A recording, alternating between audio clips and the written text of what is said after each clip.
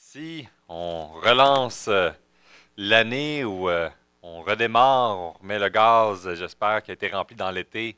Et puis, on repart à plusieurs choses, plusieurs initiatives. Dimanche passé, j'étais pas là, j'étais à l'église de Jonquière.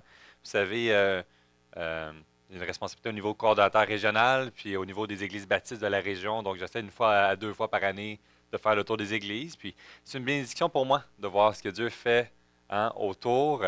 On a des initiatives, comme on a parlé du cours de fondement, où est-ce que une petite formation les samedis matins où justement des membres des églises de la région se réunissent ensemble et on réfléchit, on s'émerveille de la parole de Dieu. On veut pousser la réflexion un peu plus loin, mais de pouvoir voir comment ça va dans leur contexte, dans leur réalité.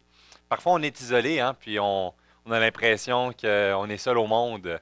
Et puis, surtout des fois quand on est en région, dans certains villages plus loin, je pense à Chibougamau, on peut avoir l'impression que lorsqu'on souffre, mais on est seul, puis que les gens sont indifférents à notre réalité, ou même on peut se poser des questions sur Dieu. Où est-ce que Dieu est à travers tout ça? Parce qu'on vit cette période d'isolement en soi.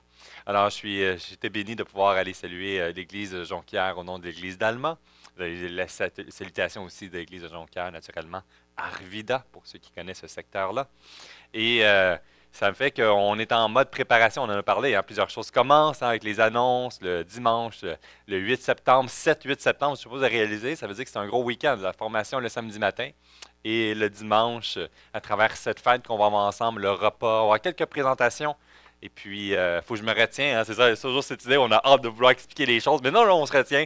Le 8 septembre, ça va être une belle occasion. On va partager ce qu'est l'école dimanche. Les titres, il y a une raison, il y a une idée en arrière. Il y a ce qu'on veut découvrir avec les enfants, avec notre jeunesse. Il y en a plusieurs qui se sont joints aussi, puis on est reconnaissant de voir que le Seigneur nous laisse un héritage dans lequel il nous a confié d'en prendre soin. Et c'est cette optique-là qu'on veut avoir. Fait qu'on va en parler pour cette optique-là. On veut parler de aussi les groupes vie. Certains posaient la question ce matin, est-ce que les groupes vie recommencent, les réunions de prière? Alors vraiment, là, la date officielle, chacun a leur autonomie dans les groupes vie, mais on vise à la mi-septembre que tout redémarre progressivement. Les groupes vie, l'école dimanche, on a la célébration avec le repas qu'on va avoir, mais aussi des opportunités de pouvoir se réunir ensemble. Le dimanche matin, en soi, c'est une belle opportunité aussi. Dans l'été, il y a toujours un grand roulement. Il y a la période, moi, ce que j'ai appris, c'est la période de l'automne, vers ce mois de septembre, aussi la période de la chasse. Moi, je viens de Montréal, alors c'est pas une réalité que je connaissais. On m'a demandé, quand je suis arrivé dans la région, si je chassais. Dis-moi, je suis de Montréal. Nous, c'est pas, c'est pas cette réalité-là. Là. C'est pas très bien vu non plus, la chasse dans certains secteurs de Montréal. Là. On touche pas aux animaux. Là. Fait que, on découvre cette nouvelle réalité-là ici. Fait que je trouve ça intéressant. Puis de nouvelles personnes se joignent, puis c'est un plaisir d'apprendre à te connaître. Et des fois, c'est intimidant de voir plein de monde nouveau dans une culture nouvelle, du monde qui arrive d'Haïti, d'autres du Brésil et du Madagascar aussi. Fait que, on a une belle diversité, puis même des Montréalais. Alors, ça, on a de tous les genres. Mais vous savez, ça me fait penser aujourd'hui dans. Je suis un répéteur, à quoi ça va ressembler quand je vais avoir 70 ans, je me pose la question. Mais dans les étés, j'avais cette excitation de redécouvrir les psaumes. Et puis je fais ce lien-là, c'est que j'ai servi dans l'ouest de l'île de Montréal, j'avais dit il y a quelques années. Et puis c'est une communauté très multiethnique et la communauté haïtienne, elle est très forte. Et les psaumes sont très importants, corrige-moi là, mais l'apprentissage des psaumes, moi j'étais impressionné que tout le monde pouvait sortir tel psaume et les récitait. Je dis, wow, qu'est-ce qui se passe? Mais ça fait partie d'une compréhension de la culture, puis dans l'Église, dans la famille, l'importance de comprendre, de les connaître par cœur et de se les approprier. Et j'aimerais qu'on puisse voir ensemble le pire psaume de toute la Bible. Hey, sacré-cœur, hein? Je disais à quelques personnes, j'avais hâte d'enseigner sur ce passage-là. C'est le pire psaume de toute la Bible qu'on va voir ensemble. C'est-tu le fun? Ça donne-tu le goût de lire ce psaume-là? J'espère que oui. J'espère que oui, parce qu'il y a une raison pourquoi il est à l'intérieur. On va lire ensemble dans le psaume 88, je vais le mettre à l'écran. Et on va découvrir que souvent, là, c'est pas facile dans la vie. Je veux venir à l'église, puis je veux que tu m'encourages. Je veux t'encourager. Dieu veut qu'il me mette dans mon cœur cette joie-là. Et Ce que je veux entendre, c'est des choses de bonnes nouvelles, puis de la joie, puis une assurance. Si je suis Dieu, je veux avoir une bénédiction en arrière. Il y a tous ces éléments-là qu'on peut entendre. Et là, on découvre un psaume, puis on va le lire ensemble. C'est pas tout à fait ce qu'on entend à la première lecture. Lisons ensemble le psaume 88. Psaume. C'est le bon psaume, ça va aider, hein? Cantique. Psaume des fils de Corée. Aux fils des chantres, pour chanter la flûte, cantique d'Éman, les rachites. Éternel Dieu de mon salut, je crie jour et nuit devant toi. Que ma prière parvienne en ta présence. Prête l'oreille à mes supplications. Car mon âme est rassasiée de maux. Ma vie s'approche des séjours des morts. Je suis mis au rang de ceux qui descendent à la fosse. Je suis comme un homme qui n'a plus de force. Je suis étendu parmi les morts, semblable à ceux qui sont tués et couchés dans le sépulcre. À ceux dont tu n'as plus le souvenir et qui sont séparés de ta main. Tu m'as jeté dans une fosse profonde, dans les ténèbres, dans les abîmes. Ta fureur s'apaisantit sur moi, et tu m'accables de tous tes flots. Tu as éloigné de moi mes amis. Tu m'as rendu pour eux un objet d'horreur. Je suis enfermé et je ne puis plus sortir. Mes yeux se consument dans la souffrance. Je t'invoque tous les jours, ô Éternel. J'étends vers toi les mains. Est-ce pour les morts que tu fais des miracles? Les miracles se lèvent-ils pour te louer? Parle-t-on de ta bonté dans le sépulcre? De ta fidélité dans l'abîme? Tes prodiges sont-ils connus dans les ténèbres? Et ta justice dans la terre de l'oubli?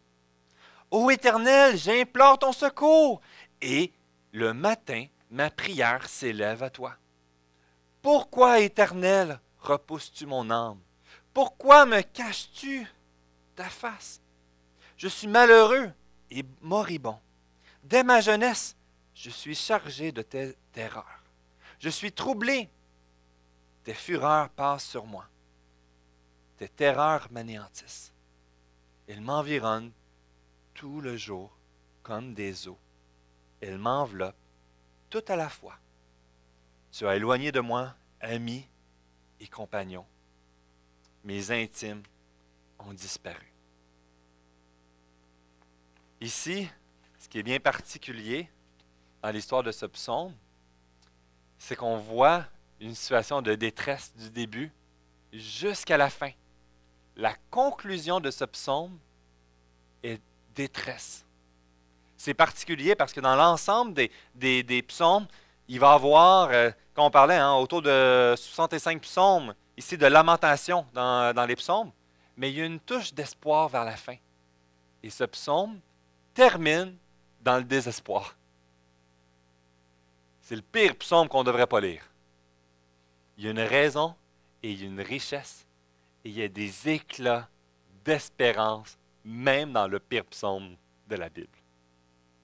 Vous comprenez que quand je dis le pire psaume, c'est... j'amplifie, il y a de l'ironie dans ça. Parce que lorsqu'on va lire ces situations-là, on pourrait juste voir l'aspect négatif. Quand que tout va mal, rien ne peut sembler avoir une perspective d'espérance. Et je vois juste le négatif. Je vois juste ma souffrance. Je vois juste ma douleur. Et des fois même, on est dans une culture où on devient dans le négativisme. Toujours la critique, toujours le côté pessimiste. Ça fait penser, je chantais des chants pour mes enfants pour le coucher. Et l'un des chants que j'aimais beaucoup, c'est dans l'histoire, les vieux chants folkloriques, puis des vieux chants québécois. Puis il y en a certains qui viennent de la Nouvelle-France, puis que même de l'époque, puis il y a des branches en France qui sont chantées différemment d'ici au Québec. Puis un des chants, c'est Isabeau. Vous avez déjà entendu parler du chant Isabeau. C'est très, très vieux. Les soldats de la Nouvelle-France le chantaient à l'époque lorsqu'ils se réunissaient ensemble. Puis c'est l'histoire de Isabeau, une jeune femme sur son île, sur le bord de l'eau, puis elle se promenait, puis il y a des marins qui arrivent, puis un qui chante une chanson, puis est attiré vers la chanson. Fait qu'il dit, monte avec moi dans le bateau, je vais te l'apprendre. Puis finalement, tu viens avec moi, là, je vais venir vivre avec moi. Et finalement, la jeune femme, elle est triste parce qu'elle a perdu sa bague dans l'eau. Et là, je chante cette chanson-là à mes enfants depuis des années. Puis à la fin, je vois ma fille qui est rendue assez vieille pour comprendre ce que je dis, puis elle pleure. Puis c'est supposé comme pour l'endormir, comme tout le monde, des petits chants, puis des mélodies. Puis là, je viens de prendre sur ça. Pourquoi tu pleures? Parce que la fin de l'histoire, c'est que la jeune femme a perdu sa bague dans l'eau et l'homme va aller le chercher, puis finalement meurt noyé. Puis là, elle est brisée, mais le jeune homme, il meurt noyé, c'est tellement triste. Puis, tous mes gars, eux, ça s'en fichait de cette histoire-là, tu sais, ça pas... ils aimaient l'histoire et tout ça, mais... Et là, je vois la sensibilité de ma petite fille qui est là, puis c'est vrai que ça fait des années que je chante ça, puis c'est poche comme fin, c'est triste. Bon, entre nous, moi, ce que je dis, la morale de l'histoire, c'est que si tu veux partir avec ma fille, fais bien attention, sinon tu vas mourir dans le fond de l'eau. Non, fermeture de parenthèse, pas ça, là. Mais vous comprenez, c'est quoi ce qui ressort de bon dans cette histoire-là? Puis finalement, je regarde dans ma culture, dans toutes les histoires pour enfants, les bandes dessinées, c'est souvent très triste. Un enfant orphelin, puis qu'il n'y a jamais d'amis, hein? Je m'appelle Rémi, je suis sans amis. Il y a toutes ces histoires-là, finalement, c'est tout hyper déprimant, puis que, ultimement, quelle est l'espérance dans tout ça? Il n'y en a pas. Et notre danger, c'est de tomber dans cette même conclusion sur la personne de Dieu dans ce que je vis aujourd'hui. Qu'il n'y a pas d'espérance, malgré ma détresse. Et quand tout va mal, je souffre, je crie à Dieu, mais ma souffrance perdure. Et c'est le point qui apporte dans ce premier point sur le psaume, c'est que quand tout va mal, je suis confronté à la souffrance de ce que ça produit. Ici, dans ce psaume, on découvre une détresse, puis c'est affilié à la maladie. La souffrance reliée à la maladie. La souffrance reliée au seuil de la mort, de la mortalité possible. Mais on peut lire ce psaume, puis il est interprété pour beaucoup plus large dans les formes de souffrance dans lesquelles on va passer dans la vie et que ça va perdurer. Cet été, on en a vu un, quelqu'un on crie à Dieu puis Dieu ne répond pas. Ici, on va découvrir quand que la source qui produit ma souffrance continue dans ma vie. Comment je peux maintenir ma foi en Dieu. Et ici, ce qui est intéressant dans cet élément-là qu'on peut observer dans la lecture de ce psaume-là ici, c'est qu'il va faire ressortir tous les éléments des conséquences de sa souffrance. On peut se poser même la question, c'est que la souffrance peut venir mettre en lumière parfois ce que j'ai perdu, ce que je perds. Et ça peut mettre en lumière en arrière de cela, qu'est-ce qui vient être confronté. 3 éléments ici. Quand tout va mal, ça vient mettre confronté qui est le Dieu de qui? Qui est le Dieu de qui? Est-ce que Dieu est supposé d'être mon serviteur ou je suis le serviteur de Dieu? Vous savez, lorsque tout s'échappe, on peut penser et construire une bénédiction garantie en étant un enfant de Dieu. Mais lorsque Dieu ne nous donne pas la bénédiction, quelle est notre réaction? Est-ce qu'on tombe dans l'amertume et la colère contre Dieu parce qu'il n'est pas venu répondre les choses dans la façon, la vitesse que nous désirions? On va souffrir, mais ce n'est pas ce que je désire. Pourquoi Dieu ne vient pas à ma libération? Parce que ce n'est pas ça que je veux maintenant. L'un des éléments qui est intéressant puis qu'on va découvrir dans l'ensemble des Écritures, ça va être des modèles et des contre-modèles de personnes. Puis on avait vu cet été à travers le roi David et le roi Saül. À travers le silence, on avait vu qu'à travers des périodes de silence, David a crié à Dieu et Saül a repris le contrôle de sa vie.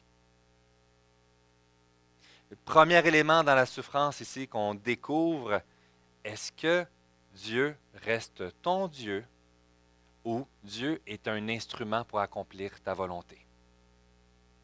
On va le voir, par exemple, dans le témoignage de la vie de Job.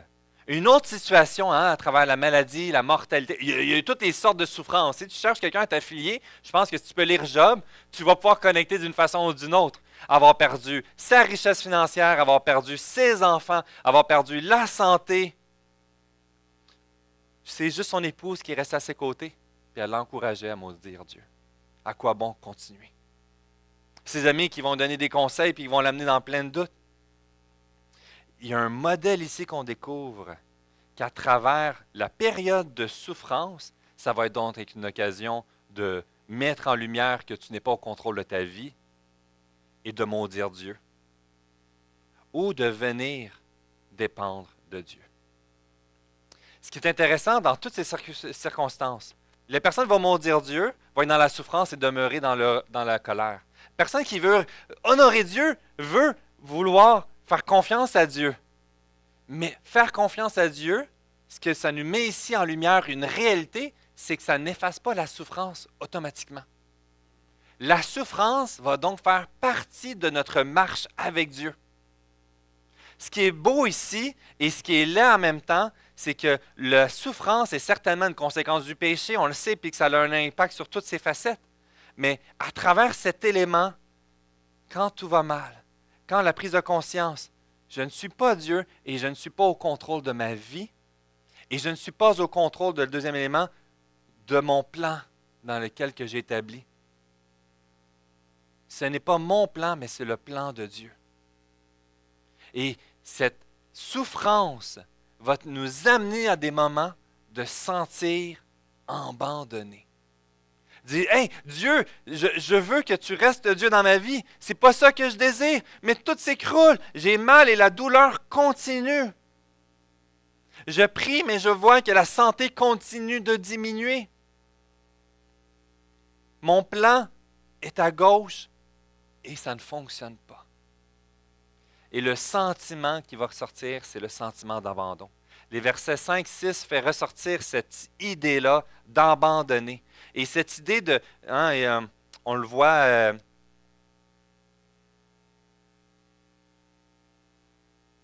dans ce concept d'être séparé de Dieu.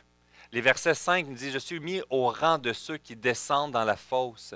Je suis comme un homme qui n'a plus de force. Je suis étendu parmi les morts, semblable à ceux qui sont tués et couchés dans le sépulcre, à ceux dont tu n'as plus le souvenir et qui sont séparés de ta main. » Puis intéressant, c'est que dans cette idée de séparation, il y a une référence qui fait ancrage à ceux qui retrouvent leur liberté de leur maître. Un esclave qui est enfin devenu libre. Mais là, ce qu'il est en train de dire, c'est qu'il se sent qu'il a retrouvé sa liberté loin de la main de Dieu. Et que la sécurité est dans la main de Dieu.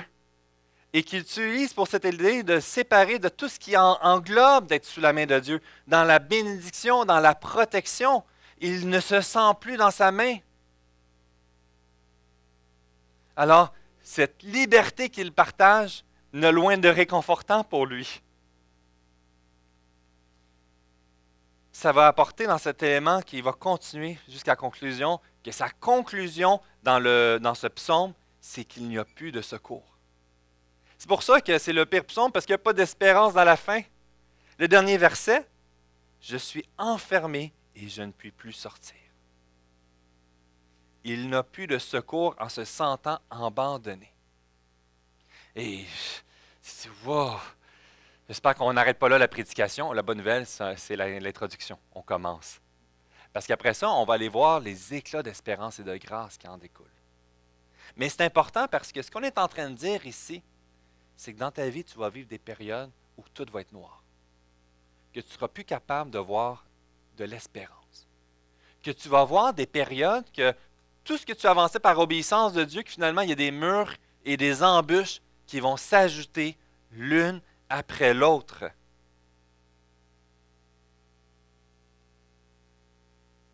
Et malgré tout, cette personne, ce psaume, a été rédigé afin d'exposer ce que son cœur souffrait et vivait. Et il y a une richesse ici qu'on apprend que quand tout va mal, c'est normal que tu souffres et que tu sois découragé et que tu as le sentiment d'être loin de Dieu. Et c'est important de le vivre et de le communiquer, et non de l'enfuir pour développer l'amertume et le doute. L'une des richesses, c'est que quand tout va mal, on va souffrir, mais Dieu le sait et il désire que tu élèves ta voix. Il désire que tu le partages. C'est important dans notre souffrance de communiquer notre découragement, de communiquer nos questionnements, de communiquer notre souffrance. Et souvent, on se dit, je suis un enfant de Dieu, eh bien, tout va bien. Puis quand on va à l'église, comment ça va? Ça va bien. Dieu est bon. Quand on fait des rapports missionnaires, c'est intéressant, on se donne des nouvelles, les ouvriers. Comment ça va? Il y a des crises, il y a le feu dans l'église, puis il y a des situations. Puis tout le monde dit, ça va bien, Dieu est bon. Mais à l'intérieur, je suis découragé. À l'intérieur, je ne vois pas d'espérance. Pourquoi je vais continuer? Ce qu'on est en train de voir ici, c'est on voit ce psalmiste qui se met vulnérable. Parce qu'il n'y a pas à faire une game, une hypocrisie de superficialité de dire parce que je suis un enfant de Dieu, tout va toujours bien aller.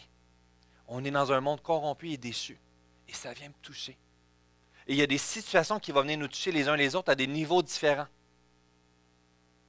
Et quand on voit que Dieu veut ta vie au complet, il veut ta vie au complet dans les beaux et dans les mauvais moments. Puis il veut que tu t'élèves à lui et que tu partages ton cœur sans rien cacher. Ici, Jean Calvin, je vais prendre quelques citations des fois, là, et j'ai bien aimé. Ce qu'on découvre dans le psaume, c'est qu'en appelant à Dieu, dès l'entrée, finalement dans ce psaume, il commence avec la conviction et en élever sa voix vers Dieu, le Dieu de sa délivrance. Le psalmiste met un mort à l'excès de sa douleur, il ferme la porte au désespoir, il prend des forces pour porter la croix. Moi, je trouvais cette citation-là tellement remplie de sens que ça nous fait passer du pire psaume à ne pas lire à un psaume que je peux connecter dans ma vie, dans des moments sombres, et avoir une lueur d'espoir. Savoir où diriger mon regard lorsque tout est sombre. Et ce qu'il est en train de dire ici, le mort, pour ceux qui ont des chevaux comprennent un peu mieux, mettre dans la bouche pour mettre des limites pour pouvoir tirer et de pouvoir dire, autant dans ma propre vie à un moment donné, si je le laisse libre, ma colère, mon découragement, ma souffrance de la maladie qui continue à travers les années, puis de voir dépérir jour après jour, si je me laisse libre ou je me referme, je vais finir par tomber dans le piège de maudire Dieu, de remettre en question son amour pour moi. Et ici, on le voit dans tous ces dangers de déraper dans plein de volets, mais on va voir cette touche d'espérance dans laquelle il veut nous encourager. Et la richesse de ce psaume nous encourage dans ce que tu vis présentement ou ce que tu vas vivre peut-être demain. On l'espère, on ne se le souhaite pas. Mais continue d'espérer en lui. Et finalement, la conclusion termine mal, mais ça ne termine pas tant mal parce qu'il reste encore authentique pour démontrer voici ce que je vis présentement, puis ça continue, ça perdure dans le temps dans ma souffrance de la maladie. Mais du début jusqu'à la fin, tu le vois qu'il garde son regard vers Dieu. Il continue d'élever sa voix auprès de lui, honnêtement. Il sait que Dieu connaît son cœur, puis il l'élève. Certains disent il manque de révérence, il manque de respect, il ne devrait pas dire de la sorte à Dieu. Mais ultimement, ce qu'on découvre dans ce psaume-là, c'est qu'il est honnête. Voici tout le côté sombre, tout le côté de découragement, de remise en question. Dieu, tu m'as abandonné. Je t'élève ma voix parce que tu le sais ce que je pense. Et je veux me laisser encore transformer par toi. Et ce qu'on découvre dans Espère en lui, c'est de pouvoir goûter sa grâce dans ma saison de souffrance. La grâce de Dieu, l'œuvre que Jésus a commencé de faire dans notre vie, veut continuer d'agir, pas seulement quand ça va bien, mais aussi quand ça va mal. Et souvent quand ça va mal. Parce qu'il y a des choses qu'il veut mettre en lumière qu'on découvre seulement lorsque ça va mal. Parce qu'on perd le contrôle de notre plan. Parce que ça met encore en lumière qu'on n'est pas le Dieu de notre vie. Parce que ça révèle encore toute cette réalité-là que notre secours ne peut pas venir par nous-mêmes parce qu'on n'y arrivera pas et que ça peut venir que de Dieu. Et dans cette saison-là, c'est de revenir pour goûter sa grâce de ce qu'il veut faire aujourd'hui.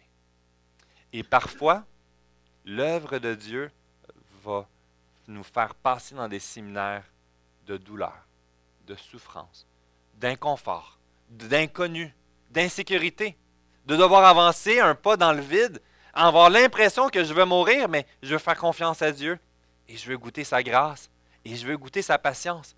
Parce que par la suite, quand on a sorti de ce séminaire-là, souvent on dit « Mais c'était tellement banal. Pourquoi j'ai douté de la sorte? Pourquoi j'ai réagi avec tant de colère? Pourquoi j'ai réagi si fort dans cette façon-là? » Et là, je peux goûter, wow, tu es bon avec moi. Parce qu'à travers toute mon instabilité, il est resté fidèle envers moi. Il a utilisé cette situation pour faire une œuvre dans ma vie. La grâce de Dieu envers moi et envers toi n'est pas de nous empêcher de souffrir, mais c'est vraiment la grâce qui veut se manifester parce qu'il reste au contrôle de toutes les balises de ma vie et de la création dans son ensemble. Il ordonne, arrange, calcule la mesure de souffrance. Il met des limites à ceux-ci. C'est lui qui a le dernier mot dans toute la situation dans laquelle que tu vis. Il ne prend pas plaisir à faire souffrir pour souffrir. Il ne prend pas plaisir à voir le péché sur la terre. Mais il utilise ces situations-là pour accomplir sa volonté. C'est un élément qui est difficile de saisir, surtout quand on souffre. Alors c'est pour ça que je trouve que c'est bon de lire ces psaumes, pas juste quand ça va mal, mais aussi de lire quand ça va bien, pour ressortir cette richesse théologique de qui Dieu est en toutes circonstances. Et comment il peut agir lorsque tout s'échappe autour de moi. Comment on peut dire que c'est un Dieu d'amour si je souffre, si j'ai mal? Mais on découvre en arrière, à travers la grâce qu'il veut déverser dans ta vie aujourd'hui et dans la période dans laquelle tu te retrouves. De prendre plaisir à apprendre à le connaître et à découvrir son amour pour toi dans cette période que tu peux te sentir abandonné. De se rappeler qu'il reste malgré tout au contrôle, que son amour ne change pas, que ses enfants, il les connaît personnellement, il te connaît, il t'aime et il n'a pas terminé l'œuvre dans ta vie. Et ça nous permet de pouvoir voir toutes ces instabilités dans notre vie, puis de découvrir sa stabilité dans sa propre vie, dans tel qu'il est. C'est pour ça que ce qu'on découvre ici, dans ce point-là d'espérer en lui, c'est de vouloir goûter sa grâce dans ce que tu vis. Et puis de connaître ce repos à travers la fatigue de souffrir va augmenter. Je sais pas si vous avez déjà été fatigué de souffrir. Tanné que ça continue. Fatigué de l'opposition. Fatigué que votre corps fait mal. Et tu vas pouvoir dire, mon repos ne sera peut-être pas ici, à ce niveau-là, mais je veux goûter mon repos en Dieu. Je veux goûter mon repos en Dieu. Et ce qui est intéressant dans le concept ici, c'est qu'il y a le repos éternel, mais aussi un repos que Dieu veut te faire goûter aujourd'hui même, dans ce que tu vis. Il y a un côté, une réalité présente, puis une réalité éternelle. Et des fois, on met le focus juste sur, là, je souffre, c'est pas facile, mais au moins au ciel, ça va aller mieux. Le psalmiste ici, il crie pour un repos présent, là, maintenant. Puis que des fois, on va dire, bon, ben, tu vas souffrir, souffre, arrête de chialer. Dans 50 ans, tu vas avoir ton repos. Mais là, endure. C'est pas ça qu'on découvre dans le cœur, puis ce qu'on découvre dans la relation que Dieu veut expérimenter, il veut te faire goûter un repos maintenant. Il y a de quoi qu'il veut te faire goûter dans ce que tu vis maintenant. Il y a de quoi que la personne à côté de toi qui souffre, puis tu es tanné qu'il te parle de sa souffrance. Mais que, peut-être qu'on va en parler tantôt, que tu dois reprendre cette perspective de compassion pour la souffrance qu'elle vit aujourd'hui, afin de connaître le repos qu'on retrouve en notre Sauveur, à travers Jésus-Christ. David Powlison, je vais le prendre une couple de fois, j'ai tellement aimé ses observations qu'il fait sur l'élément de la souffrance. C'est un fondateur conseiller biblique, la relation d'aide sur les fondements bibliques, et parle sur la souffrance et autres. Puis je vais ressortir quelques éléments sur ce qu'il a donné. Et il nous dit, quand on souffre, Dieu est là, à tes côtés, avec tendresse et amour. Il va venir à notre rencontre, venir nous consoler dans l'épreuve, car nos vies sont dans sa main. Puis même si dans cette période-là, comme le psalmiste, il dit, j'ai été abandonné, j'ai été libéré, je ne suis plus dans la main. Notre sentiment n'est pas la réalité. Et on a besoin de casser ces mensonges parce que je ne le sens pas, puis de revenir sur les promesses de qui nous sommes à travers lui, nous lui appartenons. Et de se réapproprier et de savoir qu'il veut que je puisse me décharger sur lui. Ce lourd fardeau de souffrance, de découragement, de colère et de tout ce qui en découle. Je dis, Seigneur, prends-les. Des mensonges que je nourris ou une souffrance qui continue, puis ça me fait mal, je venais te les déposer. Nos soucis, très souvent, vont venir nous accabler. Et c'est une accumulation de petits bagages qui se met sur nos épaules. Mais Dieu continue de s'occuper de nous. Il est puissant. Il est bon. Il a établi des limites à ta souffrance. Nous, on ne les voit pas parce qu'on souffre. Mais comme Job, vous savez, quand Satan vient parler à Dieu, parce qu'il demande la permission, puis il vient mettre en lumière de dire que Job va le maudire, Dieu établit des limites dans lesquelles Satan ne peut pas aller. Il connaît son serviteur. Il a permis les souffrances. On voit ce que ça produit dans la croissance spirituelle de Job. À la fin, de dire, j'ai pas besoin de connaître la réponse maintenant. Mes yeux t'ont vu et c'est suffisant. J'ai pas besoin de plus. Il a goûté quelque chose d'incroyable et qu'ultimement, il n'a jamais attendu le pourquoi. Puis sa joie n'était pas sur la raison du pourquoi maintenant, mais sur son identité qu'il pouvait avoir, sur la grandeur du Dieu qu'il était. Mais Dieu avait établi des limites dans sa vie, puis Job ne le voyait pas. Il voyait juste la source de souffrance. Et dans ce que nous vivons aujourd'hui, Dieu a établi des limites pour chacune de nos réalités. Puis il y a un élément d'espérance. Quand on dit que c'est dans la mesure de chacun, c'est que ce que nous ne voyons pas, ce que nous ne contrôlons pas, nous voulons trouver notre repos sur celui qui est au contrôle et qui a établi ses limites. Puis l'autre élément, c'est que ce n'est pas un élément passif. Dieu, à travers ça, veut nous ramener à nous relever et à se relever et à reprendre force. Et à ne pas demeurer donc dans l'état de souffrance et de lamentation, mais il y a quelque chose qu'il veut faire dans ta vie. Et il veut redonner force et courage. Puis moi, ça me faisait réfléchir dans les deux volets. Autant la personne qui souffre, mais aussi la personne qui est témoin de la personne qui souffre. Puis qu'à un moment donné, on est tanné de déverser de la compassion. Puis il dit, hey, viens prendre ton énergie pour déverser de la compassion et l'encourager et de prier pour cette personne-là qui vit dans le côté de grande dépression, de grande souffrance, de grande douleur. Il y a une grande place qu'on découvre dans les Écritures pour l'expression de nos questions et de notre tristesse. Et il y a une grande mise en garde de la laisser sans distinction pour ne pas tomber dans la dérive.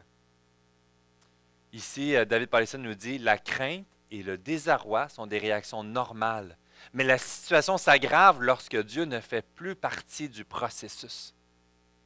Lorsqu'on enlève Dieu du processus, et là, on dérape et on glisse complètement. De là, l'amertume, la colère, le regret. On va être tanné que les gens se lamentent de leur souffrance. Ou on va en vouloir profondément à cause que nous souffrons. Vous voyez qu'il y a un élément qu'on n'a pas à avoir peur de partager ce qu'on vit, mais il faut faire attention. Il faut faire attention à se rappeler qui Dieu est et ce besoin de venir dépendre de lui.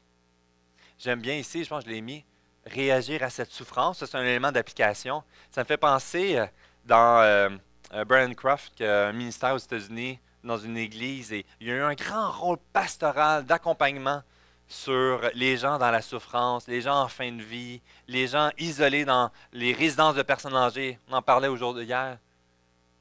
Et c'est des points qui veulent te mettre un encouragement dans cette occasion de souffrance, mais que ça peut être vu comme une occasion de croissance et non juste de fataliste écrasé au sol. Ici, hein, on va dans le premier point, sois assidu dans l'effort. Si je souffre, c'est pas maintenant j'ai mal, alors là, m'isole de tout, puis je tombe. Ou juste la personne, bon ben, t'as mal, bon ben, je t'envoie une prière, puis on va laisser Dieu faire. Et on voit que Dieu est un Dieu souverain qui est à l'œuvre. Notre paix doit se reposer sur cette réalité, que Dieu dirige toutes ces choses. Et dans cette compréhension, de voir que Dieu veut peut-être faire ressortir quelque chose dans ma vie. Il me fait peut-être passer dans un séminaire de souffrance pour faire ressortir quelque chose d'encore plus beau de ce que je vois. Puis ça me fait penser aux arbres. Vous savez, on a des arbres fruitiers dans la cour et on avait un beau pommier, mais il poussait tout croche. Puis on ne voulait pas le couper parce qu'il commençait à grossir, mais les branches, puis d'autres étirées très loin. Fait qu'on a décidé de ne pas l'élaguer et de ne pas le travailler. Qu'est-ce qui est arrivé dans ce pommier-là? L'année passée, une rafale de vent, il a cassé de moitié. On a perdu la moitié de notre récolte. Ça aurait été mieux de l'élaguer au début quand ça commençait à pousser croche. Dans notre vie, Dieu veut mettre en lumière des choses aussi. Et ça peut être une situation, c'est pas automatique, mais ça peut être un élément que Dieu veut mettre du ménage dans notre vie. Il veut rediriger notre regard à la bonne place. Il y a des choses qui doivent mourir. Il y a peut-être des éléments que notre identité ou notre sécurité est à la bonne place. Puis que ces situations-là vont le mettre en lumière et ça va perdurer. Puis qu'à un moment donné, j'ai besoin de chercher sa face et de dire, OK, mais fais ce ménage-là dans ma vie. Parce que ne pas vouloir l'adresser, ça va nous faire plus mal plus tard. C'est pour ça que Dieu utilise ces séminaires-là. Parce qu'il voit que c'est bon pour nous. Puis nous, on ne l'a pas fait, puis on a payé le prix après. On a perdu la moitié de la récolte des pommes. On l'a appris. Mais ça fait mal quand même au cœur. Même couper les autres arbres fruitiers, il y en a certains, il faut que tu recoupes à la base. Tu ne veux pas couper ça à la base. C'est tellement beau, il a grossi. Oui, mais il va prendre encore plus de volume. Donc, assidu dans cet effort. Attends-toi à ce que Dieu t'utilise. Puis ça, c'est un des éléments. Tu es dans la souffrance, tu as vécu une injustice profonde. Puis là, tu vois juste cet élément-là. Et si Dieu voulait que tu sois un ambassadeur de grâce et d'espérance afin de partager à d'autres qui vont vivre ta même situation que toi pour dire « Oui, je comprends et je veux pleurer avec toi parce que je connais avec ma propre souffrance que j'ai eue, mais sache qu'il y a de l'espérance. » Sache que Dieu n'a pas dit son dernier mot et que dans ma vie, même si j'avais l'impression qu'il m'avait rejeté puis abandonné, il est resté au contrôle, il continue de se glorifier et j'ai goûté sa grâce et il veut faire goûter sa grâce dans ta vie à toi. Quel message d'espérance! Et peut-être qu'il veut t'utiliser aujourd'hui même lorsque tu entends quelqu'un qui souffre continuellement pour l'encourager, pour dire Dieu n'a pas fini. Je comprends que tu souffres. Je ne veux pas réprimer et banaliser ta douleur. Mais sache que ça vaut la peine de continuer de faire confiance à Dieu et de le laisser diriger ta vie. Espère que Dieu te donne les bonnes paroles. Surtout pour moi, parce que j'ai souvent les mauvaises paroles. Des fois, je veux encourager, puis là je me sens enfargé, puis là, des maladresses. Là, j'ai besoin de réfléchir. Alors avant, besoin de prier. Dieu, je suis convaincu que tu es à l'œuvre et que ton Saint-Esprit veut m'utiliser. Maintenant, donne-moi les bonnes paroles. Autant que je suis dans ma souffrance, ma réaction naturelle n'est peut-être pas produite par le Saint-Esprit. J'ai besoin de prier. Seigneur Dieu, dans ma souffrance présentement, comment je pourrais te prier? Comment je peux voir ta face à travers ça? Vous voyez, hein, je fais dans les deux approches. Toi qui souffres, mais toi qui es témoin de quelqu'un qui souffre. On a de quoi que Dieu veut faire agir ensemble dans la communauté de l'Église pour donner les bonnes paroles à travers ce que le Saint-Esprit veut faire dans cette situation. Et ultimement, faire confiance à la parole de Dieu. Espérer que Dieu va utiliser toutes ces choses pour la joie, pour sa propre joie naturellement, mais aussi pour la joie de son peuple en son nom. Que sa gloire veut rayonner. Que présentement, il n'est pas indifférent de dire, tu sais, des fois on dit c'est pour la gloire de Dieu, puis tout est pour la gloire de Dieu, même c'est le fondement de base. C'est la fondation. Mais il n'est pas dans la joie de faire souffrir, puis d'avoir aucun élément, puis juste aller souffrir, ça me fait plaisir. Il a du plaisir dans sa gloire de prendre soin de ses enfants aussi. Pas dans la façon qu'on le désire nécessairement, pas dans la vitesse qu'on aimerait, mais c'est de lui faire confiance qu'il veut prendre soin de nous et des autres autour de nous, qu'il veut prendre soin de ses enfants, qu'il veut faire passer dans des chemins pour quelque chose de meilleur. Je ne vois pas le meilleur, je ne vois rien ici dans le psaume 88. Il s'est senti abandonné, les amis éloignés, loin de Dieu. Puis la douleur continue.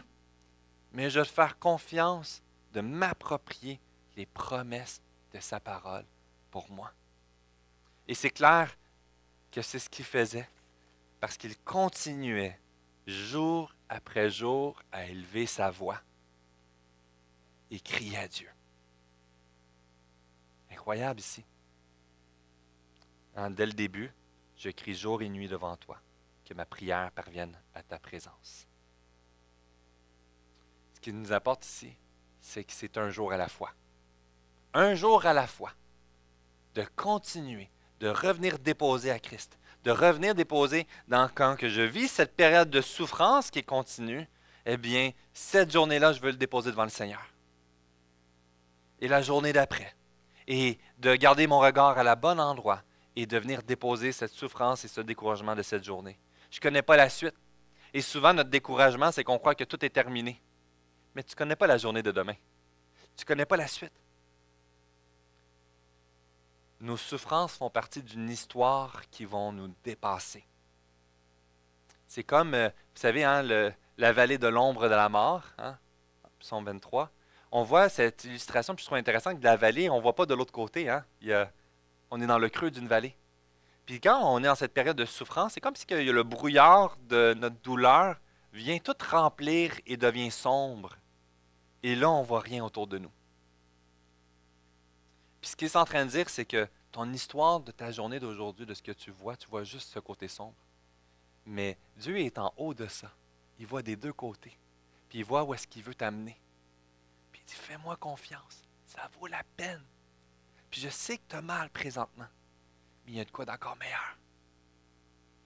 On voit cette compréhension. Dès le Job, chapitre 1, verset 21, il dit, c'est nu que je suis sorti du ventre de ma mère. Et c'est nu que je repartirai. L'Éternel a donné, l'Éternel a compris. Béni soit le nom de l'Éternel. La compréhension de Job, la compréhension ici de ce psalmiste, c'est que Dieu reste au contrôle de l'histoire. Il reste au contrôle de la situation. Il reste au contrôle de sa volonté.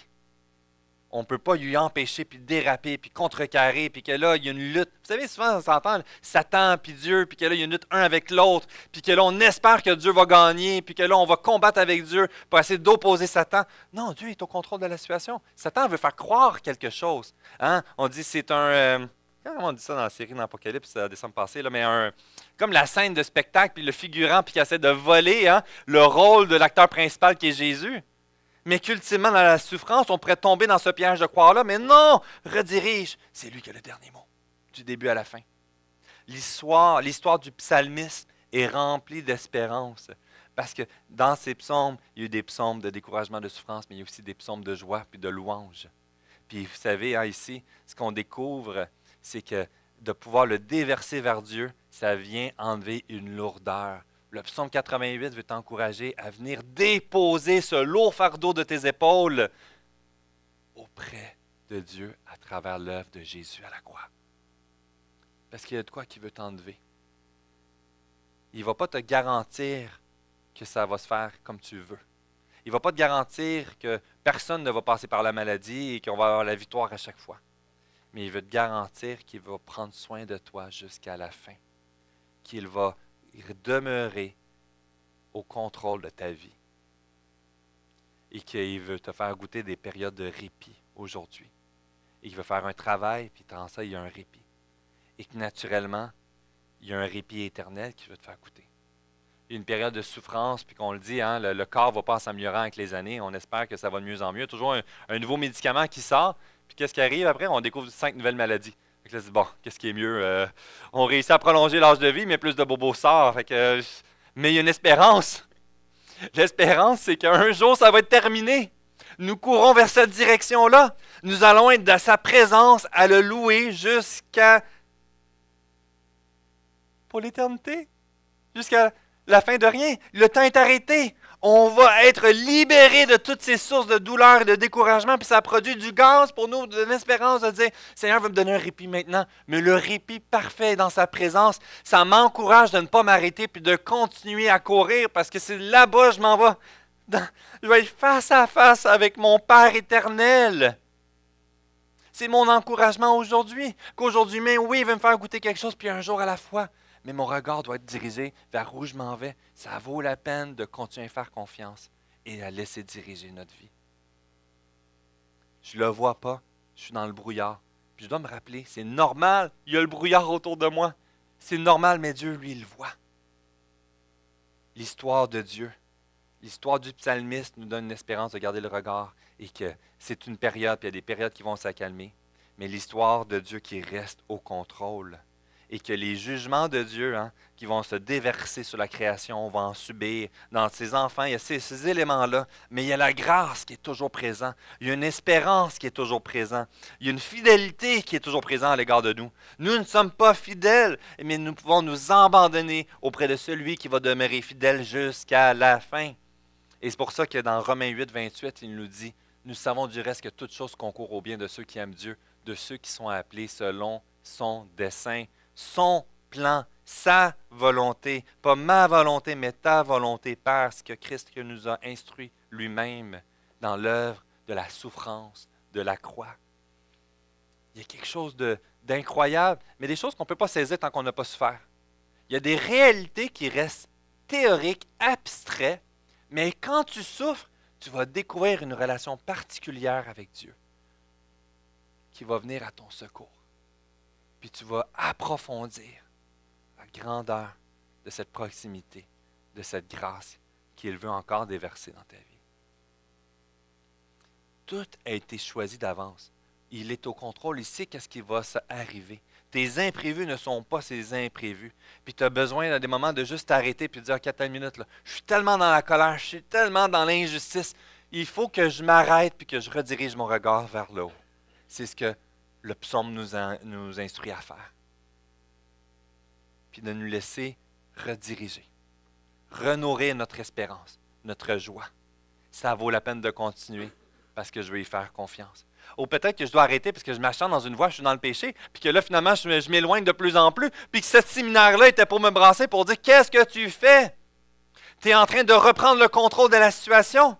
Tu espères volontairement, mais est-ce que tu es prête à y dire, puis ça c'est l'image que je veux vraiment que vous reteniez, de laisser la main ouverte à Dieu, dans la souffrance ou dans la réussite. Est-ce que tu es capable de laisser, est-ce que je suis capable moi-même de laisser la main ouverte pour dire, Seigneur Dieu, voici ce qui est précieux dans ma vie, voici ce que j'aspire.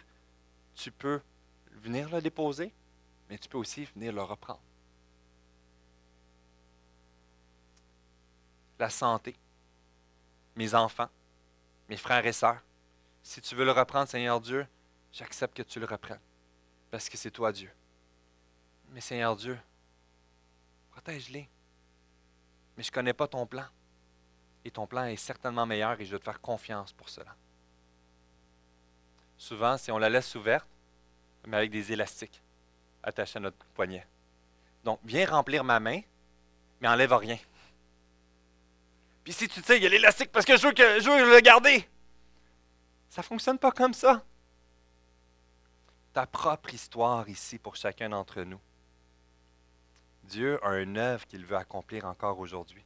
Puis on découvre que dans l'Église, puis dans la réalité de la maladie, faisait partie de l'Église primitive, fait partie toujours, a été présent. Les rois, dans le début, les enfants, la mortalité. Puis c'est intéressant ici, on voit l'apôtre Paul qui va utiliser ses références dans ses écrits d'encouragement. La maladie d'Épaphrodite, qui est écrite à l'Église de Philippe. Vraisemblablement, les gens étaient préoccupés, priaient pour lui. Ceux qui étaient malades, puis qu'on se réjouissait par la suite de voir qu'il avait été guéri, puis que là, c'est devenu un encouragement, puis une célébration, puis les gens avaient hâte de le voir pour l'encourager. Est-ce qu'on demeure dans cette culture de grâce les uns pour les autres, pour ceux qui souffrent, puis être intentionné, pour dire, moi, c'est pas grave, ça. Moi, j'ai eu plus mal que toi. Arrête de chialer.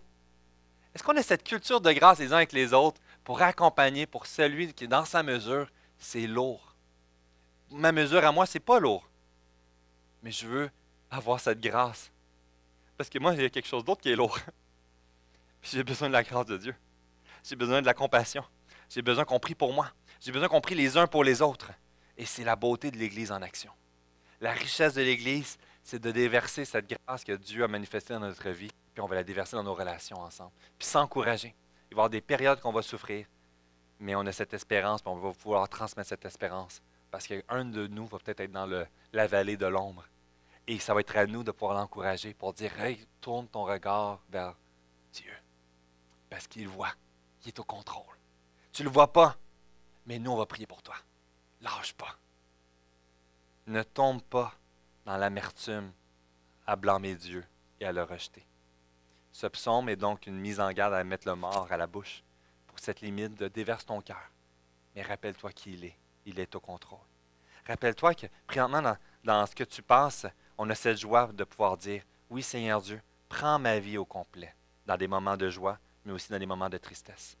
Je vais inviter l'équipe de louange pour cette conclusion ici.